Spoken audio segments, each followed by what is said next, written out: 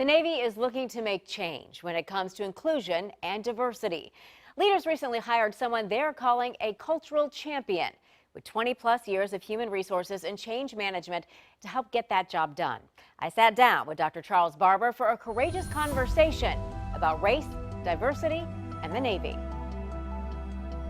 The Navy has been navigating race in the ranks for years. Many senior sailors see the progress already made as proof of smooth sailing.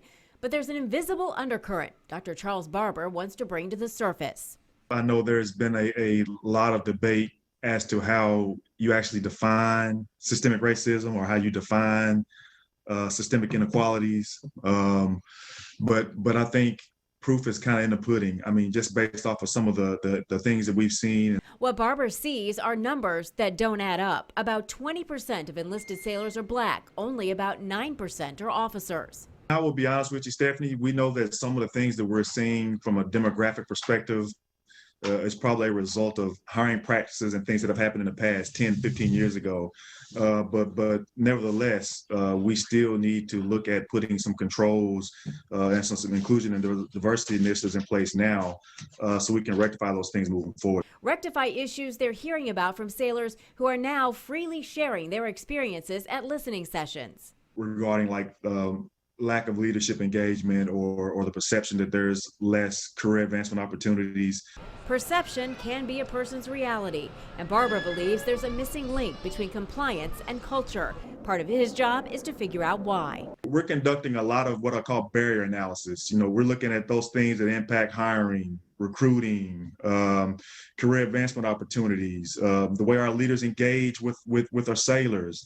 But we're not just going to look at those things solely from a compliance standpoint. We want to look at this from a cultural standpoint too, because if we truly want to get commitment for long-term change in this area, we have to address this from a culture perspective. What you see in society, he says, can bleed into the workforce. And then we also want to take a really hard look at some of our policies and our processes here.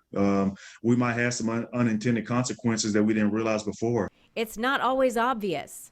Some of these barriers that we're looking at, they are very less overt forms of racism and inequality that have kind of been embedded in some of our normal practices over time. And quite frankly, they probably just become accepted.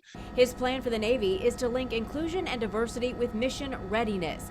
He's going to give leaders a way to continuously diagnose symptoms and generate what he calls get well plans. He's confident the current leadership can make this happen. Specifically, Vice Admiral John Nowell, who Barber says is having courageous conversations of his own with peers. I got to tell you, I haven't seen a senior leader tackle a problem like this with as much courage and integrity as he's doing right now.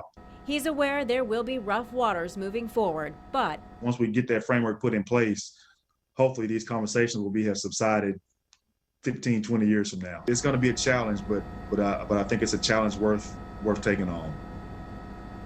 Dr. Barber has worked with the federal government in several positions. He spearheaded an effort in the Army that transformed the promotion process. You can see more of our courageous conversations with community leaders and innovators right now on WAVY.com.